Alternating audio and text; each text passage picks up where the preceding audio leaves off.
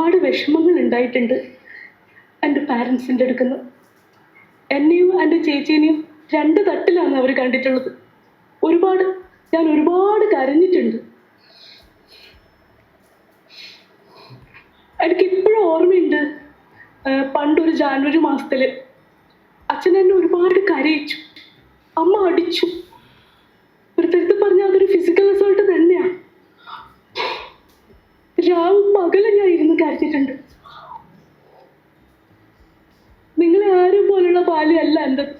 ഒരുപാട് കരഞ്ഞു തീർത്ത ബാല്യമാണ് എൻ്റെത്. ഈ ഡിസംബറിലെ ക്രിസ്മസ് പരീക്ഷ കഴിഞ്ഞിട്ട് ജനുവരിയിൽ നിനക്ക് പേപ്പർ കിട്ടിയത് നീ എല്ലാത്തിലും തോറ്റി. എന്നിട്ട് നീ ആ ഉത്തര കടലാസിൽ മുഴുവൻ മാർക്ക് തിരുത്തി. അത് നിൻ്റെ വീട്ടിൽ നിന്ന് പിടിച്ചു കഴിഞ്ഞാൽ ഓറ് നിന്നെ ചീത്ത വിളിക്കുകയോ അല്ലെങ്കിൽ പഠിക്കുകയൊന്നും ചെയ്യൂലേ, നിന്നെ തലയിൽ വെച്ച് നടക്കണ. പിന്നെ നിൻ്റെ ഏച്ചി നീ എന്ന 2 കെട്ടില്ല എന്നാ. ഓള് പഠിക്കുന്നതുകൊണ്ട് ഓളെ ചീത്ത പറയേണ്ട ആവശ്യമില്ല. നീ ഇമാതിരി കള്ളത്തരം പറഞ്ഞു നിന്ന് കഴിഞ്ഞാൽ പിന്നെ ചീത്ത പറയലാണ്ട് പറയുന്ന ചെയ്യാ. എന്നാൽ പിന്നെ ഒരു കാര്യം ചെയ്യാ, ഞാൻ എൻ്റെ വീട്ടിൽ പണ്ട് തിന്ന് തൂറിയിരുന്ന കാര്യം പറയാ. അങ്ങനെയാകുമ്പോൾ പിന്നെ ഒരുപാട് വോട്ട് കിട്ടുമല്ല.